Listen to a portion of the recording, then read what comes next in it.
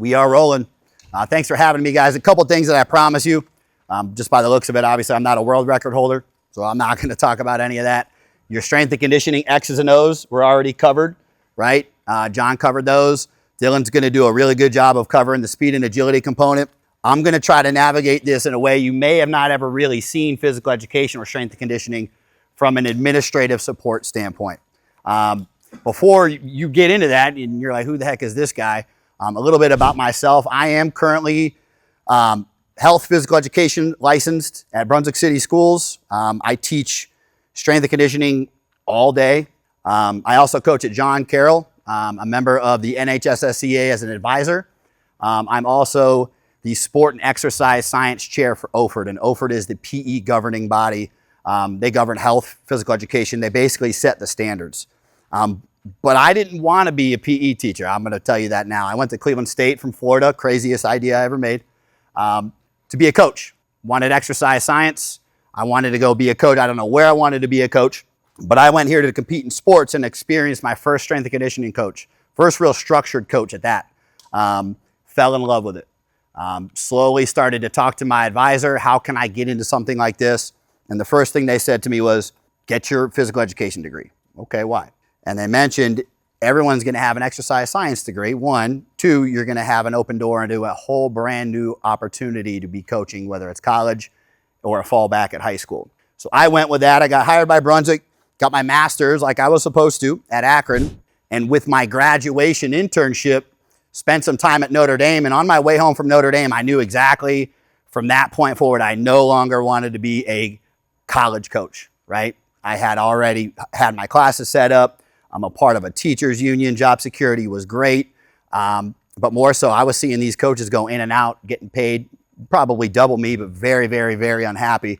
And, you know, good chance the next day for me was going to be a snow day. Why would I leave that, right? So I ended up staying, and it wasn't pretty at the beginning. There was some real serious issues that I had in terms of support or lack thereof.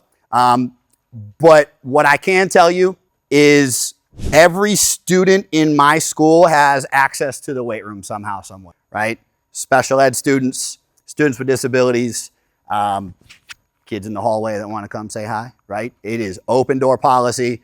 The principal understands what my objectives are. The superintendent knows, and I'll talk about that in a second. So that didn't happen at first, right? I've had 3 or 4 different principals, different ADs. The first ones were always rough. Where we're at now, I learned a lot about how to talk to an administrator in their language, right? Speak the academic language, which is part of the reason I got my admin license. I'm going to hope to give you a practical guide to actually having a PE 9 and PE 10 weight room class. So what that means is a state standardized physical education class, a class where kids can go do strength and conditioning, get PE credit for it, go home, right?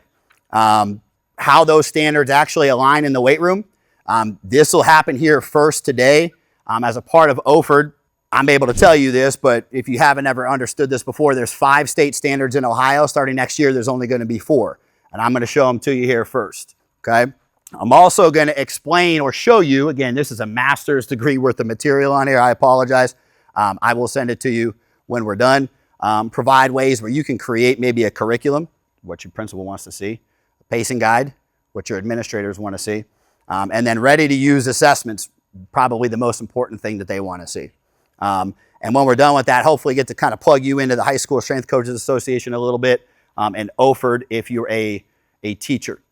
Here's Brunswick, right? We got a really good sized weight room, and it's used by pretty much everybody. I have 6 classes throughout the day. You can get a half credit. So in phys ed, you are required 2 courses, right? PE 9, PE 10, and then you don't ever have to take physical education ever again. For me, we've established a PE credit. You could take it and get an elective. We have an audit class, which means you could just take it and not get any credit. And then we have the study hall kids in the class, right? And all of those kids on top of athletes are all in the same class, right? And that was kind of my pitch, was guidance was going to have an issue with scheduling. I said, don't worry, just bring them. Give me the kids, right? We do have traditional strength and conditioning. So before and after school, with whatever athletes don't take the class are with me after school. So I may say 8 hours a day of weight room activity. It could be a lot, but I'm going to show you something in here that's going to make you realize how important this is to me. Our youth program, our 8th grade students mix in with the high school kids. So at let's say 3 o'clock, all of our 8th grade kids for whatever team it is attend the varsity lift, while 3rd through 7th grade is a part of our youth camp. And that youth camp does a lot of things. 1, it puts me out in front of a community that never sees me. But 2, helps me fund my weight room. And 3, helps me pay for an assistant coach, which they weren't going to do. And you probably have this issue too, right? You've got maybe just you're supplemental, you're contracted, teacher's license. I use that money to pay for my assistant. That's the only way I could do it. But above and beyond, we have a new school coming up 2 years.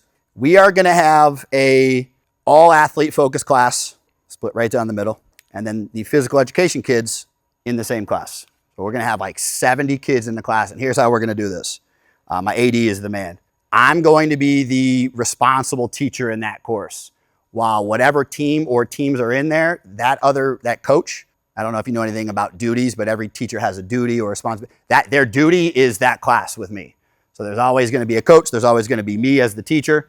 We're going to see how this works. Check in on me in about 3 years, see if I'm around. Hopefully it works. And then last but not least, we're shooting to get integrated with Brunswick Strength and Conditioning as the sole provider of strength and conditioning for youth sports in the community, right? 1st grade through whatever grade, right? My daughter, she'll end up working with me. That's more of a long-term thing, but we don't want them going anywhere else. And this is funny because this says strength and conditioning staff, really a support staff, because I know there may only be 2 people on there that have actually done 10 push-ups in the last year. These people right here, if you don't know who these are in your district, you're missing an opportunity, right? This gentleman right here, he's our superintendent. He's also that kind of leader. He'll clean the toilets, right? He's in the trenches. He set me up with the planners of our new school, and our planners basically designed our weight room and everything for us, and they said, hey, here's what this is going to look like. It was half of the square footage as what we have now. I went to him. I presented a lot of the material on this. He said, no, that's not going to happen. We doubled it back. Now we're at 4,000 square feet. Keith, principal, I just need to make him happy. But everything else that we're going to discuss today really is these 2. In regards to curriculum, right? I want to be able to talk about that a little bit. I sat down with Pat. Pat's the curriculum director, and him and I, we both went through some materials that may be of interest for you for getting to know this person, establishing a relationship, right? He may be the most valuable person on this list for some people because, let's be honest, who knows who their curriculum director is, okay? AD, curriculum director, those are my 2. And then this ties back to the superintendent. That's our tech guy. And our tech guy comes into the weight room and he sees 40 kids running around with iPads, casting to screens, right? Big screens on the wall. And he loves it, right? He sees these kids are integrated. They're using their team builder. They're using the subscription, the Wi-Fi that he set up. And he goes and he supports this and promotes this to our administration, right? So that comes back when I need a renewal. That's my guy. Hey, how can I get this, right? How can I get new iPads? And then so on and so forth. I'm not going to go through the whole staff, but you get it. What I've noticed when I first started my job, I was elective weightlifting and then 4 phys ed classes, basketball, baseball, right?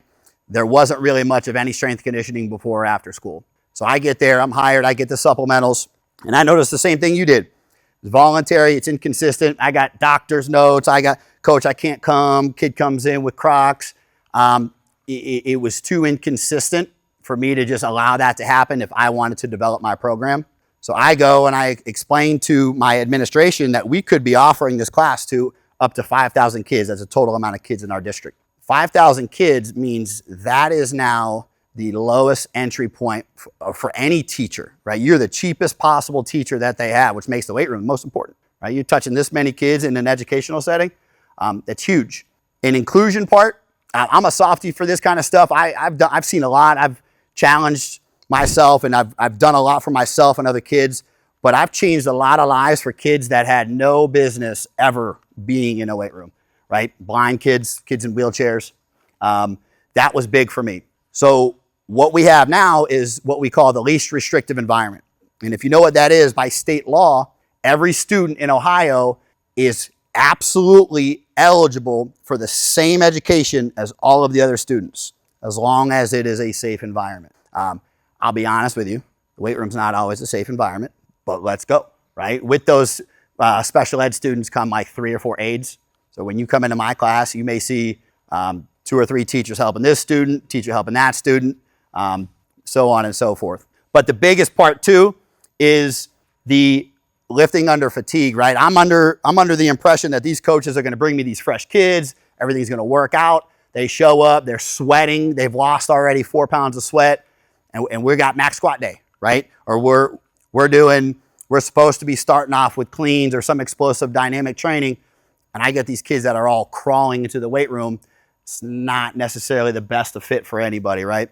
And then you talk about nutrition, which is the most important part about this all. All of that pedagogy, academic stuff, content, teaching life skills goes out the window. But Ohio doesn't really care for that. And I mean the waiver, right? Any of you guys know what the PE waiver is, right? You go into any phys ed gym now, there's no athletes in there. None, right? They are absolutely 100% not taking that class anymore because they don't have to. But they take weightlifting, right? And at the end of the day, we're in a position, and I'm going to talk about this later, where Shape America, which is really Ohio, we agree it's not, exercise isn't education, right? What life skills are you actually teaching these kids? Are you coaching them, teaching them, or both, right? So Pat Geske, my curriculum guy, okay? When he hears a coach or when he hears somebody that wants to start a class or is maybe interested in doing something like this, he typically sees, we need to get bigger, we need to get stronger, we need to get faster, can we have a class for our students? What they want to know is how are you going to align it with the state standards so we can provide this course for you through our district, right? And that was the biggest roadblock that I never really thought of. They've got these PE standards out there. I can do this. It's easy. We do it anyways. I'm going to show you that you do it anyways. That's what they want to hear. You're telling them we need bigger racks, we need more weight room space. Hold the brakes on that and reaffirm to them that all these 5,000 kids that you're talking about now makes your classroom the cheapest possible option for the district, and they're saving money by creating this class, right? Opening up the doors to every student in the district is absolutely a return on investment for you and your staff. When a coach talks about injury prevention, right? We need to do this so we can prevent injury, keep athletes on the field, right? In reality, what you should be saying is, I'm a highly qualified individual, certified. I'm the only one that should be in this room. They don't think about that, right? There are PE teachers who have never done anything like this that are teaching classes like but above and beyond, I'm in a unique position now where reaching out to these universities, there's 4 major universities that offer physical education now. And there in about 10 years, a significant number of PE teachers that are going to retire. So who's taking those jobs? Probably somebody who got a engineering degree, hates their job, wanted to get a PE license, fill the gap. I'm going to talk to you about why it's our job to be responsible for that. So big thing that I want to talk to you about, build that relationship with your curriculum guy early. He's the one that makes the decision. Do your homework, understand what the state standards are and how you can actually implement them into the weight room because you do it already. And then explain how cheap of an option this is going to be for the district. They don't want to hear they need a new weight room and a new classroom. So from a cost perspective, here was my prep, right? I have this class, I have an elective. I don't have iPads. I don't have Team Builder. I don't really have much support. What does my district prioritize the most? Same thing that yours does. So I went to my grant, I call her my grant lady, and I said, hey, how can I get these iPads and this Team Builder paid for? Like, I really think this is going to be a great fit for not only the students, but the athletes. And she said, well, we got to find something that you can track that can provide data back to the district that said it was a good investment. Easy. Mental health. We know mental health. The impact that mental health has or exercise has on mental health is well documented, right? So I went with that route. And for 19 weeks, every Friday, I asked my students 8 questions. And on Team Builder, and I'll use Team Builder a lot because I love it. I use it and it allows me to do a lot. Before kids can even work out, I ask them very simple questions, not are you suicidal or anything like that. Very vague. They found out eventually, but tracking from week 1 to week 19. So I now have data that says the weightlifting class is better for these kids' mental health. You said that's important, right? Let's do it, right? Help me fund this. So this is how I get Team Builder paid for. I talked to you about this later. I'll be back there. These are the questions that I put in there. Like I said, there's a lot on here, but it doesn't have to be mental health related, but there's really no better way of going about this in today's society than the betterment of our students' health. And I did that because it aligned with our portrait of a graduate. Okay, our district goals, our building goals. Our community got together and they established these criteria for what our students should be able to do when they graduate, right? So I'm pitching this class like, okay, how can I do this? How can I get myself in this position to at least be respected? Because, you know, math teachers are looking at you like, oh, he's just a phys ed guy, or you're not respected as a real content area at this point. At least I wasn't. So I aligned it with the weight room, right? And I went to my superintendent. I said, hey, listen, this is how we can do this. These kids that come through my class are going to experience all of the above as it relates to your portrait of a graduate. We call it Journey of a Blue Devil. And they're going to be able to have these skills and these assets. Really can't deny that, right? I'm not going to read every single one of these to you, but this happens in your weight room too, right? And it just so happens that it aligns with our Journey of a Blue Devil. So we get it, right? And now our weight room is ridiculous in the sense of you got your kid that's coming in with Crocs, doesn't want to be there, but you have a large portion of phys ed students earning credit. You have a large portion of athletes that are lifting during the day. They don't lift after school. You have a pretty significant number of adapted physical education students, and I don't have my adapted license. Just think about that. I'm going to talk about that in a second. But that all happens in one, and it is madness for sure, but I love it, right? Like I'm always walking, right? Coaching every kid every time, watching a kid sit for a second, right? Watching a kid squat 500 pounds as a sophomore. It's awesome. That happens in a classroom, right? That's not something that's typically done in schools. So here's actually what a class would look like. I'm gonna show you a couple videos, nothing special, but these kids are all in the same class, right? These are my athletes. These are my kids that are really taking this serious. They are elective kids. They took this class because they want to get better and they want to be able to go home early and be a kid. You ready? And then we got these guys. Anybody want to guess what disability my boy Jack has? No, it was wrong on that. He has Down syndrome, yep. Jack maybe does 6 sets all day, and he is having a ball, right? So am I, because I'm watching him. He does his set, and he goes off, and he dances and has a good time. Everybody loves him, cheers him on, right? This kid's in really good shape for being pretty sedative for most of his life. This one is actually pretty sentimental to me because everybody said he shouldn't be in here. This isn't a class for a kid like that. And I want you to guess what he has. No, that one's coming. He's blind and he's deaf. So if an administrator comes in, something that you want to start thinking about, and they see this happening, who's that kid behind him? Anybody know? It's another kid in the class. We call that student-led instruction, right? We'll throw that out there. Student-led instruction with a student with disability. That there is nothing better that our administration wants to see than that kid be in a regular class with other kids, right? And then we got my boy Mikey. Mikey is, he has autism, and he told me, Coach Lambo is what they call me.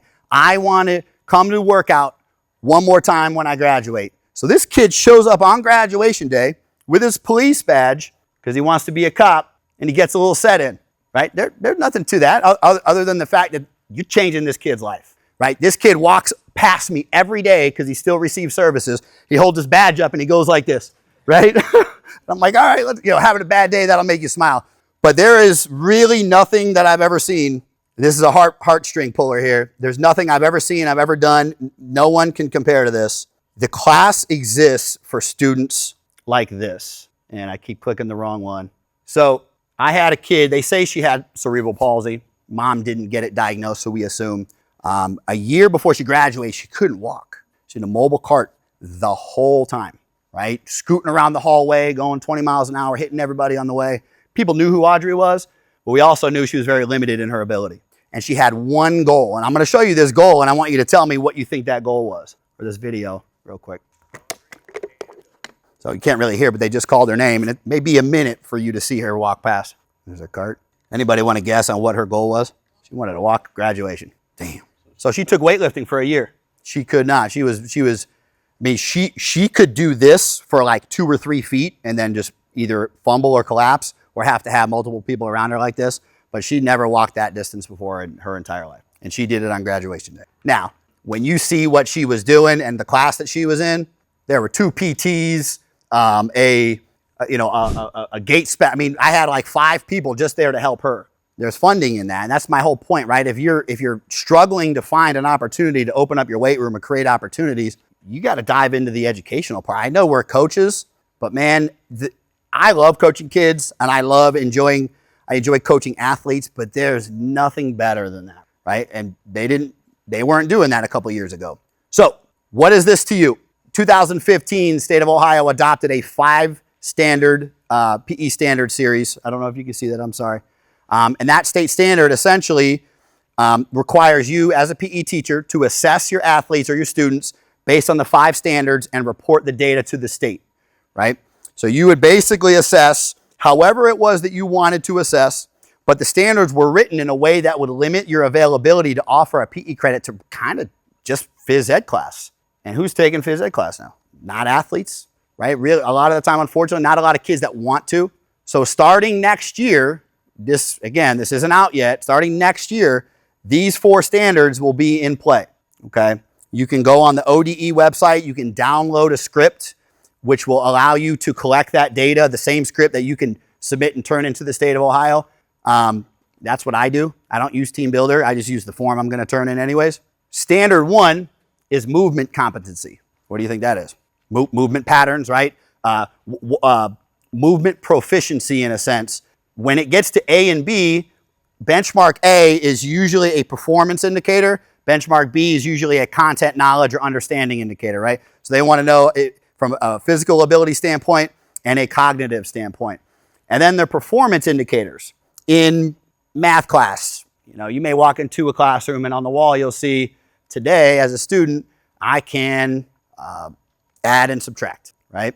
In the weight room, we can, right? And what that typically says is you're engaging in assessing these standards or developing these standards in a way that fits the district model. And that goes back to the journey of a Blue Devil, right? So again, I'm not going to read through this. Jake, are you sending these out to everybody? Sure. Okay. So you want to know this. Yep.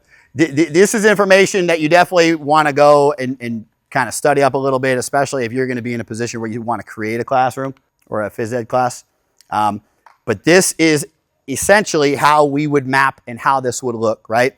So standard 1, movement progression, squat, hinge, push, pull, percentage-based training, pre-post combine assessments, right? Assessing, I say teacher observation. You could walk into a weight room right now and you could identify 5 things wrong right on the spot. I understand what it is, how you're going to fix it. You have this full plan down in seconds. That's why for you, this will be easy, right? We use Team Builder a lot, right? For knowledge and fitness, standard 2, video biomechanics. So essentially, I have my kids use the iPads that we have, record each other, break down the movement, switch, and then submit that response to Team Builder, which I, again, use heavily. All of this can be done that way. My students will also have a fitness portfolio.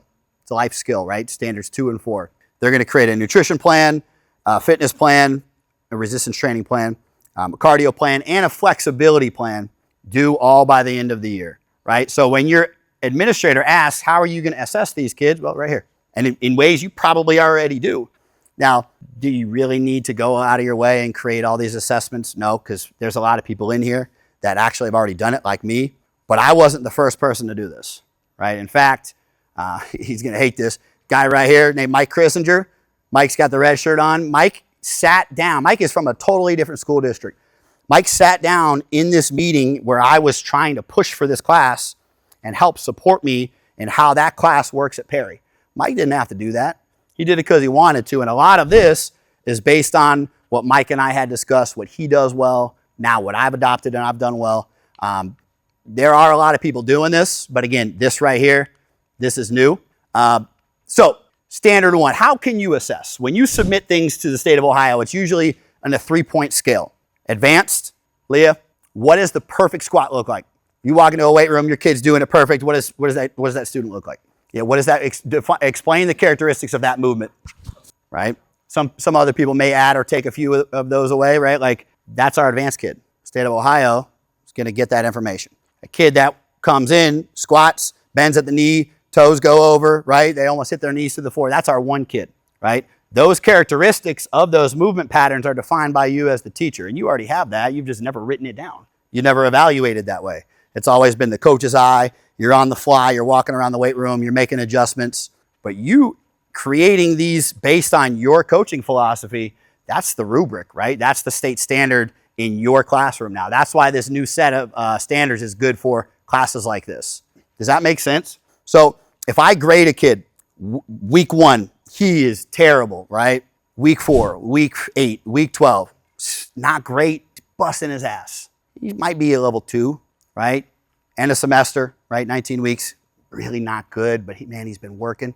What kind of grade do you think I should give him? Kid's getting an A++, right? And here's why. 2 things. 1, because it aligns with our journey of a Blue Devil, pushing yourself through hard times, right? Never giving up, never quitting.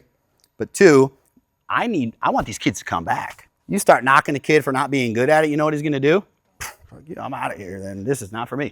You know what I mean? But I'm there for that kid. And it's 1 semester. You know it takes longer than that to develop these skills. So really, this in itself is a good standard just to kind of identify ways that you can maybe critique movements, but also start collecting this information. So one day you need it, you can present it to your administration, right? Here, standard number 2, and I'm going to ask to throw this out there. How do you know when you ask a student, or even if you're watching a student, you're looking at a student, that they understand the concepts that you're trying to apply or teach?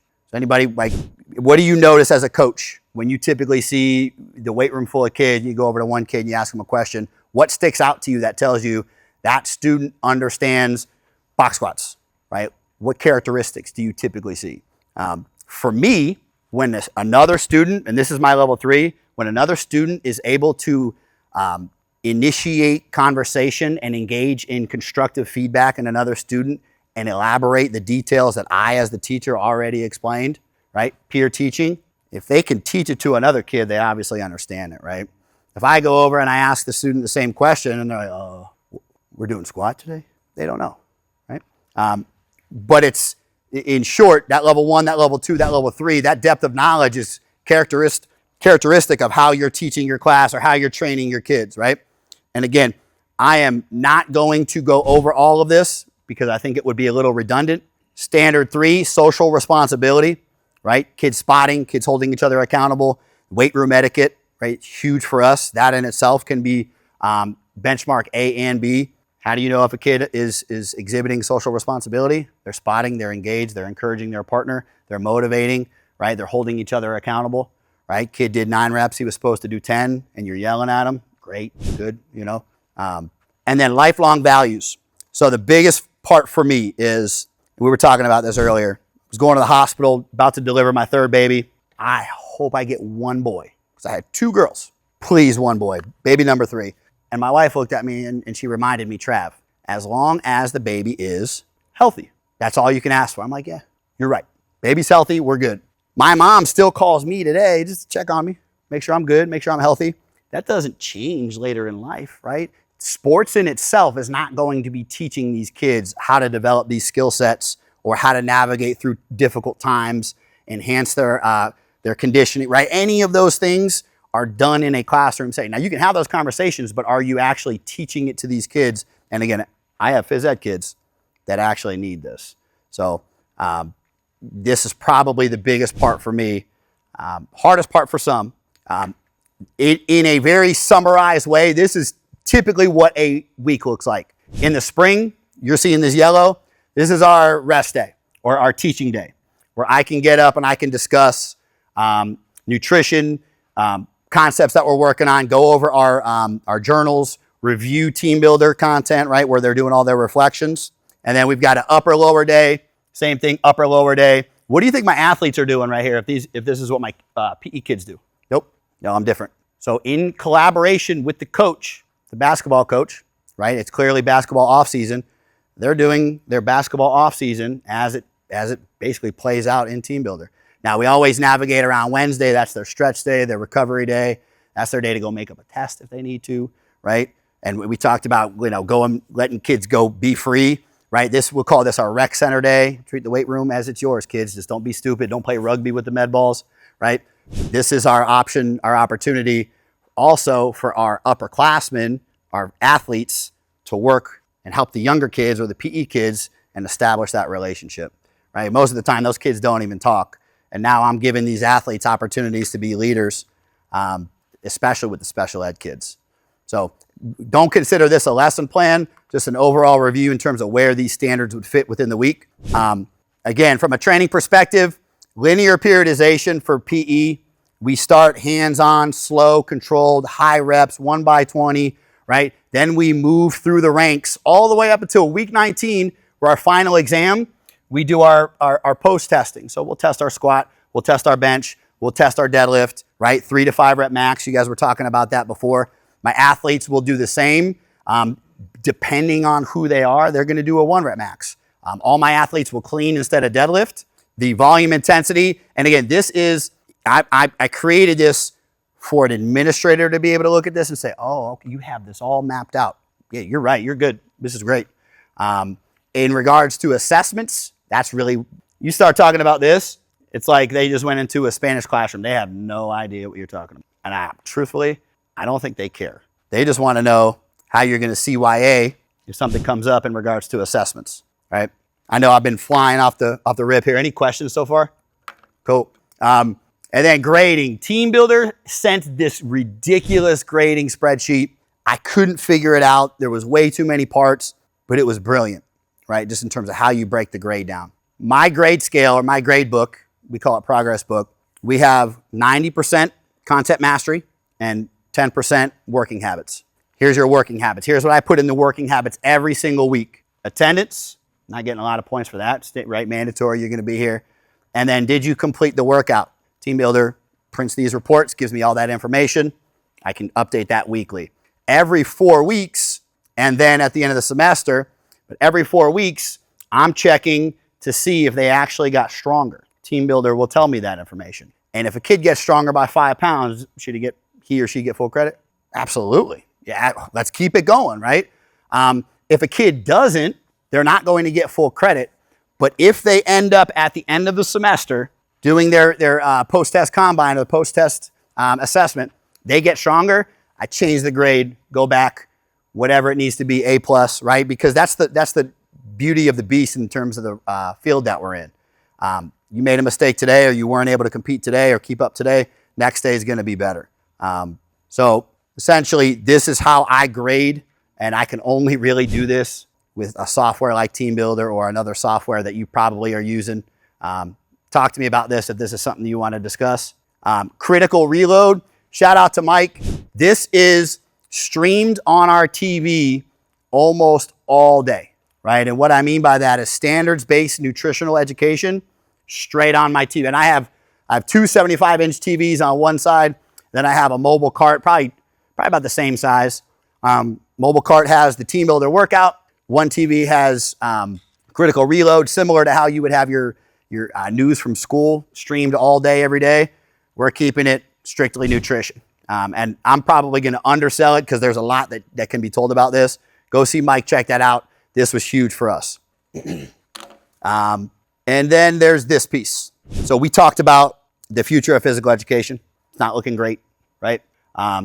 Currently with specifically Cleveland State University, Ohio Health Physical Education, Recreation and Dance, or OFERD, we are trying to find a way to rebalance their exercise science curriculum so that when students graduate, they can get a teaching license. And we're almost there. It's close. And we have a lot of evidence based on how many people are getting a degree in something else and then going and jumping into teaching. This is probably going to be a 4 or 5 year plan. But if this is something that you've ever been thinking of doing, I highly recommend it. We just had a big job open up at North Royalton, and they said no teaching license needed, right? Apply, we need a strength and conditioning coach. And then they hired a teaching person, right? So your job opens up, if you need one, exponentially. Just a quick update in terms of where we're going. And then if you can give me some feedback, more so, if you're interested in presenting at Ohio High School Health, Physical Education, Recreation, and Dance, I hate saying that, this year, December 2nd through 4th at Kalahari, I love it, my kids love it more. Scan this code, I need you. I want you. They need me to try to expand this this exercise science field to the masses, right? We really don't have a lot of people engaged in exercise science as it relates to high school health and PE. Even more so if you're not, email me. I'd love to connect with you. If you have anything, any feedback you can give me or anything that you're doing, that's that. Any questions? Yes, sir. Oh, that boy came right out. That boy. Yes, it did. Thank you. I appreciate that. I panicked for a minute, but and you know, my wife texted me. I got here, like 9:30? My wife texted me at 9:35, when are you coming home? Yep. So thank you, everybody. I appreciate it.